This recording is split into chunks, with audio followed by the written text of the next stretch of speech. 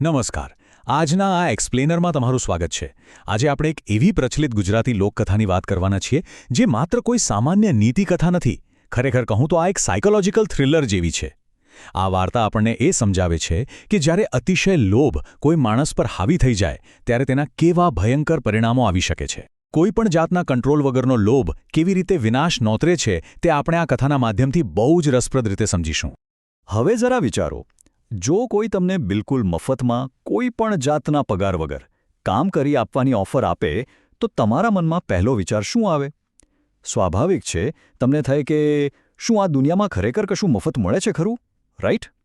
આ સવાલ આપણને એ વિચારવા મજબૂર કરે છે કે મફતની વસ્તુ પાછળ ક્યારેક કેટલી મોટી અને અદૃશ્ય કિંમત ચૂકવવી પડતી હોય છે.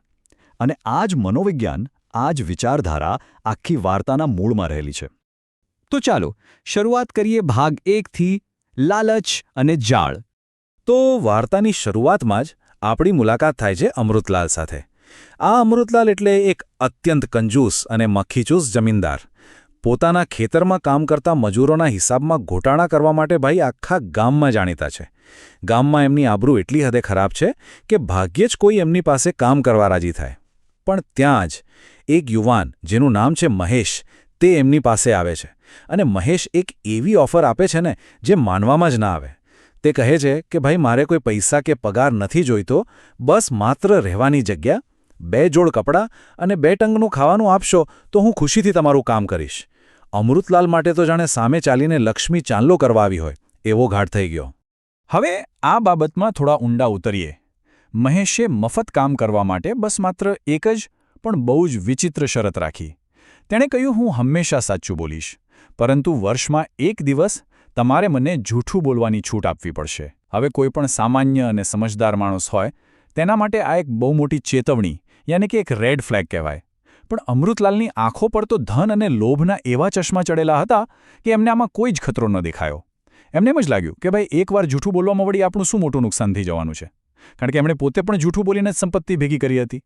એટલે એમણે તરત જ આ શરત ખુશી ખુશી મંજૂર કરી લીધી. હવે આવે છે ભાગ 2, ભ્રામક શાંતિ. શરત મંજૂર થતાં જ મહેશ તરત કામે લાગી જાય છે. તે ખેતરોમાં દિલ દઈને કોઈપણ જાતની ફરિયાદ વગર અથાક મહેનત કરવા લાગે છે.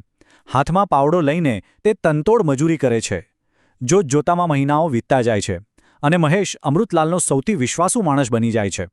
આમને આમ લગભગ એક આખું વર્ષ પસાર થઈ ગયું. હવે અમૃતલાલ સંપૂર્ણપણે નિશ્ચિંત થઈ ગયા છે કે વાહ, મને તો દુનિયાનો સૌથી સારો, મહેનતુ અને સસ્તો મજૂર મળી ગયો છે. અને આ બાબત એ બહુ જ સુંદર રીતે દર્શાવે છે કે મહેશે ખરેખર કેટલી સખત શારીરિક મજૂરી કરી.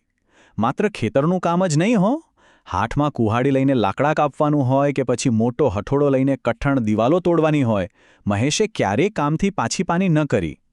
એની આ કાકરી મહેનત અને નિષ્ઠાનું પરિણામ એ આવ્યું કે અમૃતલાલની જમીનમાં પાક સીધો બમણો ઉતર્યો અને બસ અમૃતલાલની તિજોરીઓ છલકાવા લાગી.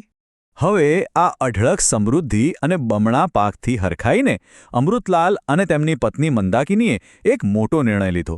તેમણે પોતાના સગા સંબંધીઓ અને મિત્રોને આમંત્રણ આપીને એક અત્યંત ભવ્ય મિજબાની એટલે કે એક મોટી પાર્ટી ગોઠવવાનું નક્કી કર્યું. તેમનો મુખ્ય હેતુ બીજો કંઈ નહીં પણ મહેમાનો સામે પોતાની નવી આવેલી સંપત્તિનું પ્રદર્શન કરવાનો અને રૂઆબ જમાવવાનો જ હતો. આ ભવ્ય મિજબાની માટે મહેમાનોને યાદગીરી રૂપે કોઈ ભેટ આપવા અમૃતલાલ ભારે ઉત્સાહમાં આવીને પોતાનું ગાડું લઈને બજાર તરફ નીકળી પડ્યા. અહીં એક ખૂબ જ રોમાંચક વિરોધાભાસ જોવા મળે છે. એક તરફ અમૃતલાલ છે જે પોતાના અહંકાર અને સંપત્તિના નશામાં સંપૂર્ણપણે ચૂર છે. મિજબાનીની આ જાગજમાળમાં એમને લાગે છે કે જાણે એમણે દુનિયા જીતી લીધી છે. પણ બીજી તરફ એક બહુ જ મોટી વાત તેઓ સદંતર ભૂલી ગયા છે, પેલી શરત અને મહેશનું પેલું એક જૂઠ. મહેશના એ જૂઠનો સમયગાળો હવે બરાબર પાકી ગયો હતો. એ જૂઠ એક ટાઈમ બોમ્બની જેમ ટિક-ટિક કરી રહ્યું હતું અને અમૃતલાલને એ આવનારી ભયંકર આફતનો કોઈ જ અણસાર નહોતો. તો હવે પહોંચીએ આ વાર્તાના ક્લાઇમેક્સ પર. ભાગ 3, શિકાર જાળમાં ફસાયો. મહેશે પોતાના એ માત્ર એક જ જૂઠનો ઉપયોગ કેવી રીતે કર્યો ને તે ખરેખર જોવા જેવું છે. તેણે પોતાની યોજનાને બહુ જ ઘાતક અને બુલેટ જેટલી ઝડકી રીતે અમલમાં મૂકી. ચાલો આપણે તેની આ 2 ભાગની ક્રૂર પણ અત્યંત બુદ્ધિશાળી વ્યૂહરચનાનું વિશ્લેષણ કરીએ અને જોઈએ કે કેવી રીતે તેણે આખા પરિવારને ગણતરીની મિનિટોમાં હચમચાવી દીધો. સ્ટેપ 1, બજાર જવા માટે અમૃતલાલનું ગાડું જેવું નજરથી દૂર થયું કે તરત જ મહેશે પોતાનો પ્લાન શરૂ કર્યો. તે સીધો ઘરમાં મંદાકીની પાસે દોડી ગયો અને મોટેથી હૈયાફાટ રુદન કરવા લાગ્યો. તેણે રડતા રડતા જૂઠું બોલતા કહ્યું કે બા, ગાડું ઊંધું પડી ગયું છે અને શેઠજી તો તેની નીચે કચડાઈને ગુજરી ગયા છે. આ શબ્દો સાંભળતા જ વિચારો શું થયું હશે.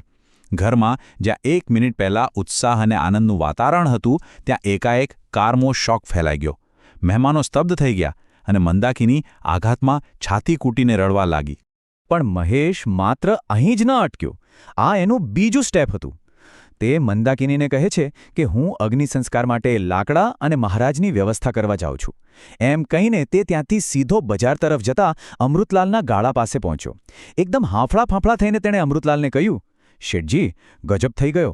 બા ગુજરી ગયા છે. શેઠાણીને સાપ કરડ્યો છે. આખા શરીરમાં ઝેર ફેલાઈ ગયો છે અને બાનું આખું શરીર ભૂરું થઈ ગયું છે. વિચારો જરા, છે તો એક જ જૂઠ, પણ તે બંને બાજુએ કેવી ભયંકર રીતે અને કેવી ચતુરાઈથી વાપરવામાં આવ્યું.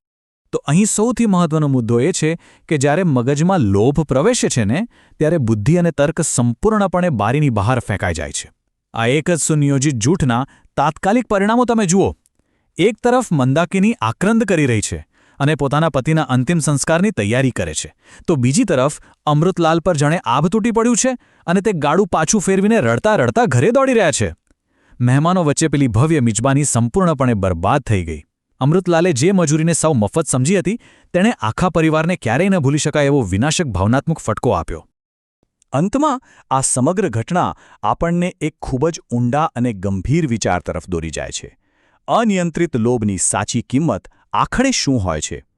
આ વાર્તા બહુ જ સ્પષ્ટપણે બતાવે છે કે જ્યારે અતિશય લોભ માણસની આંખો પર પટ્ટી બાંધી દે છે, ત્યારે તે સામે દેખાતી સ્પષ્ટ જાળ કે ચેતવણીને પણ જોઈ શકતો નથી. અમૃતલાલને એમ જ લાગ્યું કે તેણે પોતાની ચતુરાઈથી મહેશનો મફતમાં ઉપયોગ કર્યો, પણ હકીકતમાં મહેશે અમૃતલાલના એ અંધ લોભનો જ પોતાના સૌથી મોટા હથિયાર તરીકે ઉપયોગ કર્યો.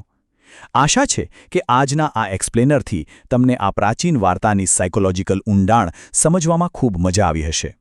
હંમેશા યાદ રાખજો, મફત લાગતી વસ્તુની કિંમત ક્યારેક અણધારી અને ભયંકર હોઈ શકે છે. આભાર.